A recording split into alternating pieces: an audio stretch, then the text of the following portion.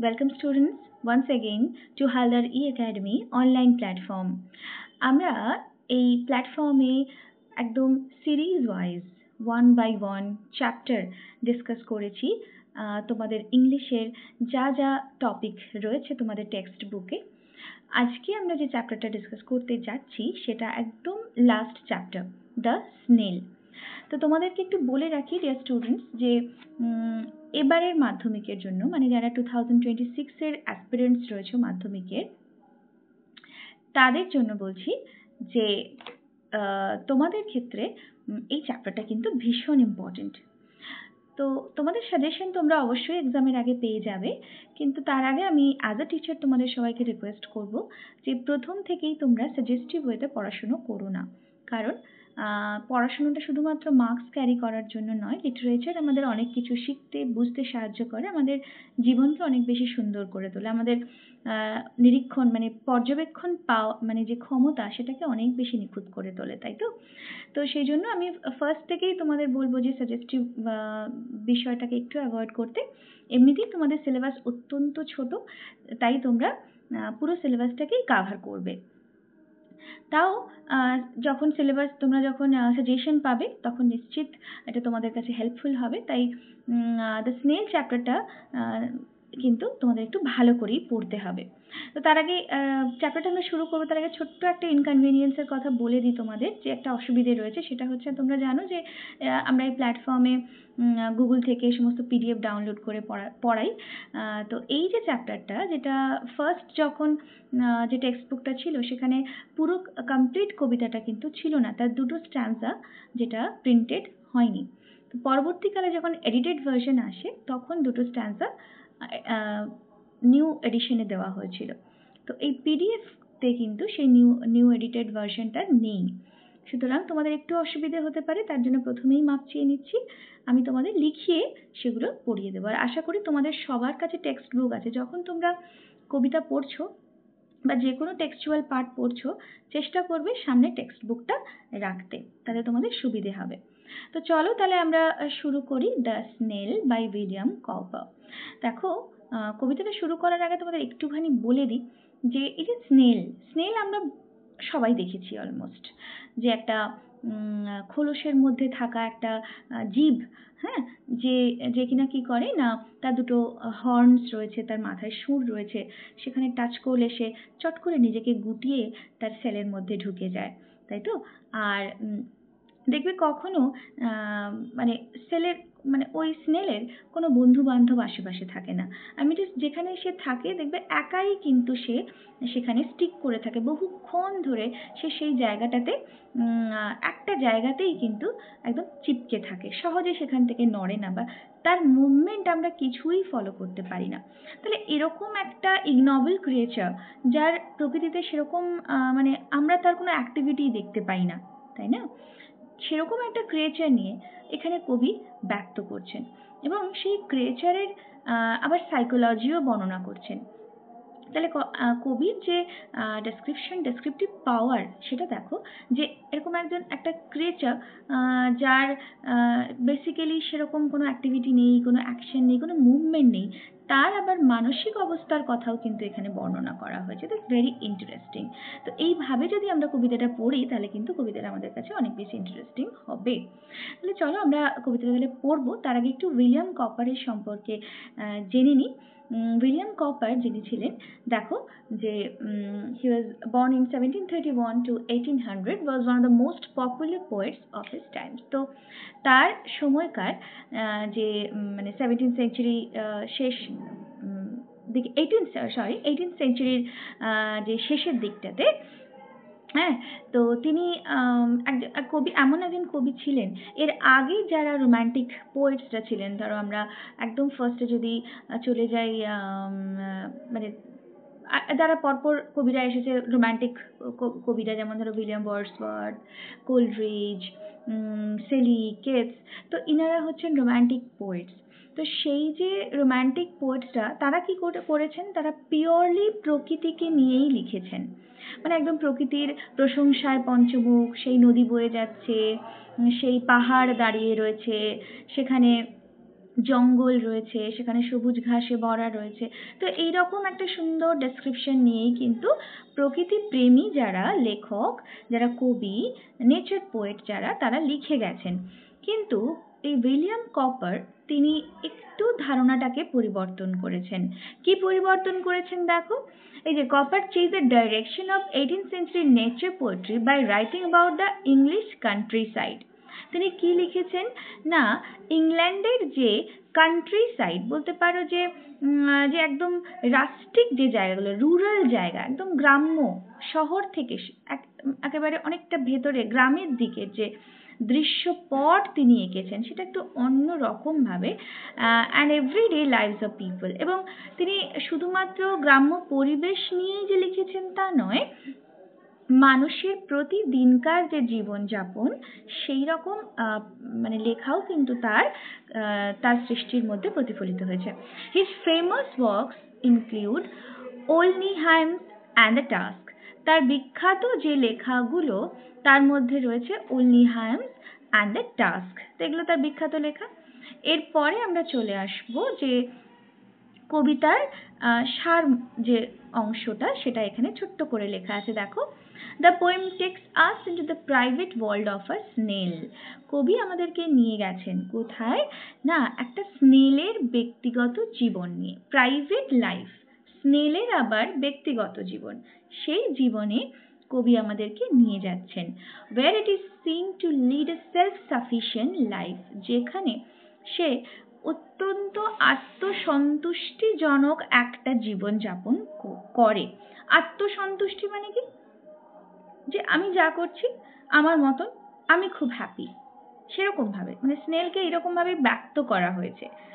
তো we are allowed to observe in minute detail.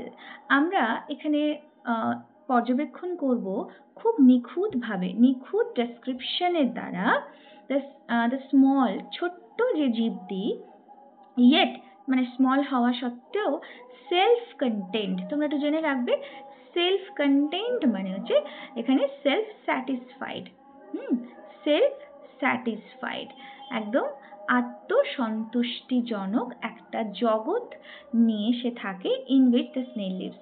তো যে জগতে স্নেল থাকে, সেই মানে স্নেলের যে জগৎ, সেটা অত্যন্ত আত্মসন্তুষ্টিজনক, মানে সে নিজের জীবনে অত্যন্ত খুশি, তার বেঁচে থাকার জন্য আর বিশেষ কিছু চাই না। ওকে, তো এখান থেকে কবিতাটার মধ্যে কিন্তু একটা বড় মেসেজও আছে, সেটা আমরা অ্যাট দ্য এন্ড ডিসকাস করব। আগে আমরা দেখে নিই কবিতাটার লিটারাল মিনিং কি বলছে। তাহলে চলো দেখে নেওয়া যাক টেক্সটটা।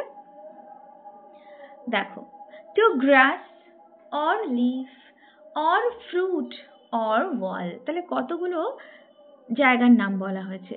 গ্রাস হতে পারে, লিফ হতে পারে, ঘাস হতে পারে, পাতা হতে পারে, ফল হতে পারে, বা দেয়াল হতে পারে, যে কোনো এর মধ্যে যে কোনো একটা। অর দেওয়া মানে কি, এগুলো যে কোনো একটা অপশন, যে কোনো একটা। The snail sticks close, snail চিপকে থাকে। স্টিক করা মানে কোনো কিছুর সাথে মানে এঁটে থাকা বা চিটে থাকা। তো সেখানে স্নেল কি করছে না, সেখানে লেগে আছে। Nor fears to fall as if he grew there, house and all together. তো সে এই সমস্ত জায়গার সাথে আটকে থাকে, কিন্তু তার কখনোই ভয় হয় না পড়ে যাওয়ার। হ্যাঁ, আটকে তো থাকে, কিন্তু পড়ে যাওয়ার ভয় তার থাকে না। as if মানে যেন মনে হয়, যেন মনে হয়, কি মনে হয়, as if he grew there, সে সেখানেই বেড়ে উঠেছে, house and all together, তার যা যাবতীয় কিছু, তার বাড়ি, তার বেড়ে ওঠা, তার কাজকর্ম, তার খাওয়া দাওয়া, whatever it has in its life, it is there, সেখানেই সে করছে। তো এটাই বলতে চাইছি যে যেখানে সে থাকে সেটাই তার বাড়ি, আলটিমেট এটাই বলার। নেক্সট চলে আসো, নেক্সট স্ট্যান্জাতে কি বলেছে দেখো। Within that house secure he hides, সেই ঘরের মধ্যে সে নিজেকে নিরাপদে লুকিয়ে রাখে। সিকিউর মানে নিরাপদ, নিরাপদ, আর হাইডস মানে এখানে লুকিয়ে রাখে, নিজেকে লুকিয়ে রাখে। তো এইভাবে এই বাড়ির মধ্যেই সে নিজেকে নিরাপদে লুকিয়ে রাখে। When danger imminent betides, imminent মানে impending, আসন্ন, impending মানে যখন, impending হচ্ছে কোনো আসন্ন বিপদ, যে যখন বিপদ আসন্ন তখন কি হয়, betides মানে occur, কোনো কিছু ঘটা, betides মানে ঘটা। তাহলে যখন বিপদ আসন্ন বিপদ ঘটে কিসের আকারে, of storm or other harm besides of weather, মানে ঝড় বৃষ্টি এইসব ওয়েদারের বিপদ তো আছেই, সাথে সাথে এই যে besides other harms ও রয়েছে, অন্যান্য harms ও রয়েছে, যেমন অন্য কোনো প্রাণী খেয়ে ফেলতে পারে, অন্য কোনো মানুষ তাকে আঘাত দিতে পারে, যে কেউ, তাই না, যে কোনো বিপদই আসতে পারে। এই সমস্ত বিপদ, আসন্ন বিপদের হাত থেকে সে নিজেকে অত্যন্ত নিরাপদে লুকিয়ে রাখে এই সমস্ত আশ্রয়ে। বোঝা গেল নিশ্চয়ই, খুবই সহজ, বোঝার কোনো অসুবিধা নেই। নেক্সট অ্যান্সার দেখো, give but his horns the slightest touch, শুধু একটুখানি, স্লাইটেস্ট একটুখানি ছোঁয়া দিয়ে দাও, তার যে দুটো হর্নস থাকে সেই হর্নসে তুমি একটুখানি টাচ করে দাও, his self collecting power is such, self collecting power মানে নিজেকে গুটিয়ে নেওয়া, সেলফ কালেক্টিং মানে গুটিয়ে নেওয়া, তার নিজেকে গুটিয়ে নেওয়ার ক্ষমতা এতটাই বেশি, বা এমনই তার, এতটাই বেশি বলবো না, এমনই তার নিজেকে গুটিয়ে নেওয়ার ক্ষমতা যে he shrinks into his house, সে নিজেকে কুঞ্চিত করে নেয়, shrinks মানে গুটিয়ে নেয় নিজেকে তার নিজের ঘরের মধ্যে with much displeasure, তার ঠিক এটা ভালো লাগে না, এটা ঠিক যে খুশি হয় না, খুব অখুশি, মানে নিরানন্দের সাথে, ডিসপ্লেজার বলতে পারো যে খুব মানে নিরানন্দের সাথে সে কি করে না, নিজেকে গুটিয়ে নেয়, মানে ঠিক খুশি হয় না, অখুশি হয়ে সে নিজেকে গুটিয়ে নেয়। তো নেক্সট অ্যান্সার চলে যাব, দেখো wherever he dwells, তো এটা একটা কন্ট্রাকশন ফর্ম, এই যে where apostrophe er, where apostrophe মানে wherever, wherever he dwells, সে যেখানেই থাকে, তাহলে dwells মানে কি, বাস করা, dwells মানে বাস করা বা থাকা, সে যেখানেই থাকে, he dwells alone, সে একা একাই থাকে, except, except মানে বাতি, মানে বাতি রেখে, কোনো কিছু বাদ দিয়ে, কি বাদ দিয়ে, except himself has chattels none, chattels মানে দেখো কোনো, মানে আমাদের যে ওয়েলথ থাকে, ধরো আমাদের যে প্রপার্টি বলতে পারো, আমাদের যে সম্পত্তি, হ্যাঁ, আমাদের প্রপার্টি বা ওয়েলথ, আমাদের প্রত্যেকের তো একটা সম্পত্তি থাকে, তো সেরকম কোনো সম্পত্তি কিন্তু বলছে except himself, নিজেকে ছাড়া তার আর কোনো ব্যক্তিগত সম্পত্তি নেই, well satisfied to be his own whole treasure, তো ট্রেজার বলতে আমরা জানি গুপ্তধন, সম্পত্তি, তাই তো, তাহলে সে নিজেই নিজের গুপ্তধন বা নিজেই নিজের সম্পত্তি,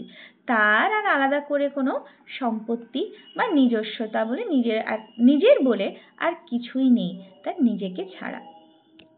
নেক্সট, আচ্ছা, তো এরপরেই ওয়ার্ডনেস চলে এসেছে, ঠিক এই জায়গাটাতেই আরো দুটো স্ট্যান্জা বাকি থেকে গেছে, আমি তোমাদেরকে একটু লিখে লিখে ব্যাপারটা বুঝিয়ে দিচ্ছি, তোমরা কাইন্ডলি একটু কোঅপারেট করো ডিয়ার স্টুডেন্টস, কেমন? তো নেক্সট যে স্ট্যান্জাটা রয়েছে সেটা হচ্ছে দাস, তোমরা সবাই কিন্তু বইটা কাছে রাখবে, দাস হারমিট লাইক, মানে হারমিটের মতো, hermit like his life he leads, his life he leads, তাহলে এই যে হারমিট লাইক, হারমিট মানে কি, আমরা সবাই জানি হারমিট মানে কি জানো, সন্ন্যাসী, সন্ন্যাসীরা কিরকম জীবনযাপন করে, হ্যাঁ না, তোমরা দেখেছো অনেক সময় গেরুয়া বসন পরে, তোমরা হয়তো দেখে থাকবে যে বিভিন্ন মঠে মন্দিরে, এরকম ভাবে মিশনে, সন্ন্যাসীরা খুব একাকী জীবনযাপন করেন, তাদের কোনো ফ্যামিলি থাকে না, তাদের কোনো রকম কোনো রিলেটিভ, কোনো ফ্রেন্ড, আর কেউই থাকে না, সন্ন্যাসী হওয়া মানে আমরা সবাই জানি যে সে তার সমস্ত সম্পর্ক থেকে বিচ্ছিন্ন হয়ে যায়, এই রকম ভাবেই কিন্তু হারমিটের মতন লাইফ লিড করে কে না, আমাদের স্নেল, নর partner of his banquet needs. তো nor partner of his banquet needs. তো এই যে ব্যাংকোয়েটস মানে কি? তো তোমরা জানো যে এখন ওই বিভিন্ন যে রিসেপশন হল যেগুলো হয়, যেখানে কি অনুষ্ঠান হয় আর অনুষ্ঠানের মানে উদ্দেশ্যে খাওয়া দাওয়া হয়, সেরকমই বলে ব্যাংকোয়েট। হ্যাঁ, যে একটা আনুষ্ঠানিক খাওয়া দাওয়ার সভা। তো তার সেই ব্যাংকোয়েটে কোনো মানুষজনকে দরকার হয় না, সঙ্গী সাথীরও প্রয়োজন হয় না ব্যাংকোয়েটে জয়েন দেওয়ার জন্য, মানে খাওয়া দাওয়ার অনুষ্ঠানের জন্য। And if he meets one, and if he meets one, only feeds the faster.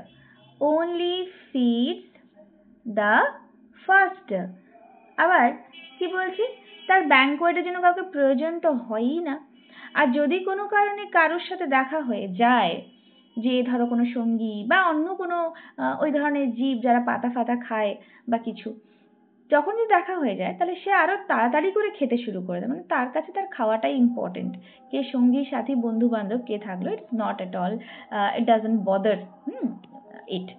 তো এবার দেখো নেক্সট, এটা হচ্ছে যে স্ট্যান্জাটা, আমরা একটা স্ট্যান্জা কমপ্লিট করলাম। নেক্সট স্ট্যান্জাতে কি রয়েছে বলছে, হু সিক্স হিম, সিক্স মানে খোঁজা, যে তাকে খোঁজে, who seeks him must be worse, সে অবশ্যই কিরকম, মাস্ট বি ওয়ার্স। এখানে তোমাদের বলে রাখি ডিয়ার স্টুডেন্টস, ওয়ার্স কিন্তু কিসের কম্পারেটিভ ফর্ম, ব্যাড, ওয়ার্স, ওয়ার্স্ট। কম্পারেটিভ পজিটিভ হচ্ছে ব্যাড, কম্পারেটিভ ওয়ার্স, আর WORST ওয়ার্স্ট মানে হচ্ছে তোমার সুপারলেটিভ ডিগ্রি। তো বি ওয়ার্স দ্যান ব্লাইন্ড, যে তাকে খুঁজতে যায় সে অন্ধের থেকেও বেহদ্দ।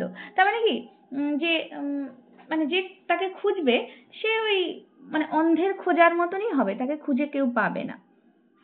কেন পাবে না? দেখো নেক্সট লাইনে ব্র্যাকেটের মধ্যে রয়েছে যে হি অ্যান্ড হিজ হাউস, সে এবং তার বাড়ি, আর সো কম্বাইন্ড, এতটাই, মানে দেখবে যেখানে ওই স্নেল চিপকে থাকে সেই জায়গাটাতে এতটাই শক্ত করে ও চিপকে থাকে, সহজে তুমি ওখান থেকে ওকে ছাড়াতেও পারবে না, আবার সহজে আইডেন্টিফাই করা যায় না।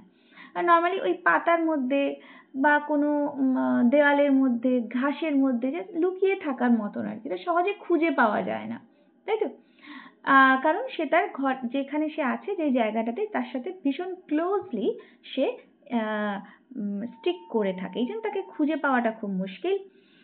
এবার পরের লাইনটা কি বলেছে দেখো, ইফ, যদি, ফাইন্ডিং ইট, এটাকে খুঁজে, মানে কেউ যদি একে খোঁজে, মানে এটা বলতে তার বাড়ি, তার ঘরটা যদি খুঁজেও পেয়ে যায়, তাহলে তাও হি ফেলস, সে ব্যর্থ হবে, টু ফাইন্ড, খুঁজতে, কি খুঁজতে, ইটস মাস্টার। ধরো তুমি সাপোজ কেউ তাকে খুঁজছে, খুঁজে যদিও তার বাড়িটাকে তো খুঁজে পেয়ে যাবে। ধরো একটা জায়গায় সে অনেকদিন ধরে ছিল, হ্যাঁ, সেখানে হয়তো তাকে তুমি বেশ কিছুদিন পরে খুঁজতে গেলে দেখবে সে অন্য কোথাও আবার শিফট করে গেছে। হ্যাঁ, তো সেই জন্য বলছে যে যদি তাকে খুঁজেও মানে তার বাড়িটাকে যদিও বা খুঁজে পাওয়া যায়, তাকে আর খুঁজে পাওয়া যায় না। তো এই হচ্ছে স্নেলের পুরোপুরি জীবনচক্র। আমরা ইন শর্ট একটা কবিতার মধ্যে কবি উইলিয়াম কপার প্রকাশ করেছেন। তো আমি আরেকবার তোমাদের কবিতাটার একটা শর্ট মানে একটা প্রিক্যাপিচুলেশন দিয়ে দিচ্ছি, যে কবিতাটা একটা ছোট্ট ক্রিয়েচারকে নিয়ে, সেটাকে না স্নেল, যার ওপরের খোলসটা ভীষণ শক্ত, ভেতরে একটা মাংসল পিণ্ড থাকে। তোমরা জানো তার মাথার মধ্যে দুটো হর্নস থাকে, বা যেটাকে আমরা বলি সুর থাকে। তো সেই সুর দিয়েই কিন্তু সে তার সমস্ত যে সেন্সেস গুলো সেগুলোকে অ্যাক্টিভ রাখতে পারে। কোনো বিপদ আপদ এলে স্নেল কিন্তু বুঝতে পারে, বিশেষ করে প্রাকৃতিক ঝড় ঝঞ্ঝা এই ধরনের কিছু কিন্তু আগে থেকেই স্নেলরা বুঝে যায়। তো সেটা তো রয়েইছে, সাথে সাথে তার আরো অনেক বিপদ আপদ রয়েছে। তো সেই সব থেকে সে নিজেকে কিন্তু খুব সুন্দর করে একটা নিরাপদ আশ্রয়ের মধ্যে লুকিয়ে রাখে। সেই আশ্রয়টা কোনটা? সেটা হতে পারে গ্রাস, হতে পারে কোনো লিফ, হতে পারে কোনো ফল, মানে কোনো ঘাস, পাতা, ফল, দেওয়াল, যে কোনো কিছুই তার আশ্রয়, এই ধরনের যে কোনো কিছু তার আশ্রয় হতে পারে। এবার সে আশ্রয়ের সাথে সে ভীষণ লয়াল, মানে এত সুন্দর করে সে আশ্রয়ের সাথে সে থাকে যেন মনে হয় সে ওখানেই তার বেড়ে ওঠা, ওখানেই তার সারা জীবন থাকা, মানে যখন যেখানে থাকে। আরেকটা কি, যে কবিতার মধ্যে আমরা একটা মেসেজ পাই, যে দেখবে what is the difference between the life of a small creature like snail and the life of the inferior we may say animals like human beings? আমরা তো নিজেদেরকে অ্যানিমালসের সাথে যে তুলনা করি, তাহলে আমরা মানে ইনফিরিয়ার বলবো না, সুপিরিয়র। তো আমরা নিজেদেরকে বলি কি যে হাইয়েস্ট কোয়ালিফাইড অ্যানিমালস আমরা নিজেদেরকে বলতে পারি। তো সেক্ষেত্রে দেখো, তাও এই তাদের দুটো জীবনের মধ্যে কত পার্থক্য, মানুষের জীবন আর একটা স্নেলের জীবনের সাথে কত পার্থক্য। যে মানুষটা কি করে বলতো, আমরা আমাদের কাছে প্রচুর সম্পত্তি থাকে, আমাদের যত সম্পত্তি থাকুক না কেন তবু কিন্তু আমরা সন্তুষ্ট হতে পারি না। Human beings can never be satisfied. সব প্রত্যেক মুহূর্তে আমাদের দুঃখ কষ্ট, যে আমাদের বোধহয় কিছু নেই, যেটুকু আছে সেটাও আমাদের কাছে যথেষ্ট না, আমাদের আরো চাই, উই আর অ্যাম্বিশিয়াস। বাট এখানেই কবি মেসেজ দিতে চাইছেন যে একটা ছোট্ট জীব পর্যন্ত সে কিন্তু তার নিজেকে নিয়ে অত্যন্ত self satisfied, but we human beings can never be satisfied. আমরা কখনোই সন্তুষ্ট হই না, আমরা সবসময় দুঃখে কাঁদতে থাকি, আমাদের নাকে কান্না, যে আমাদের এটা নেই, ওটা নেই, সেটা নেই, আমাদের কিছুই নেই। তো এটাই হচ্ছে কিন্তু message that we get from the whole poem. Whatever you have, whatever you are, try to be self-contented. If the creature like the snail can be self-satisfied with his own self, then why can we not be? তাহলে একটা এত ছোট creature যদি নিজেকে নিয়ে এত সন্তুষ্ট থাকতে পারে, তাহলে আমরা কেন থাকতে পারি না? Why should always cry for what we do not have? যেটা আমাদের নেই তার জন্য সবসময় কান্নাকাটি কেন? Why? Try to be self-contented. যেটা আছে, যা আছে সেটা নিয়েই আমরা সন্তুষ্ট থাকতে পারি, তাই তো? তো এটাই কিন্তু একটা message that we get from the poem. একটা great creation you can say, একটা খুব ভালো সৃষ্টি বলতে পারো, একটা ছোট্ট স্নেলকে নিয়ে লেখা কবিতা, কিন্তু একটা খুব বড় মেসেজ এখানে কিন্তু কনভে করছেন কবি। তো যাই হোক, আমরা টেক্সটটা পড়া শেষ করলাম। I hope you enjoyed the text. এরপরে আমরা কম্প্রিহেনশন এক্সারসাইজেস গুলো একসাথে করে নেব, সেটা আমরা নেক্সট ক্লাসে করব। So dear students, up to that we are finishing the class, we are meeting in the next class. Okay, so children, till that, goodbye.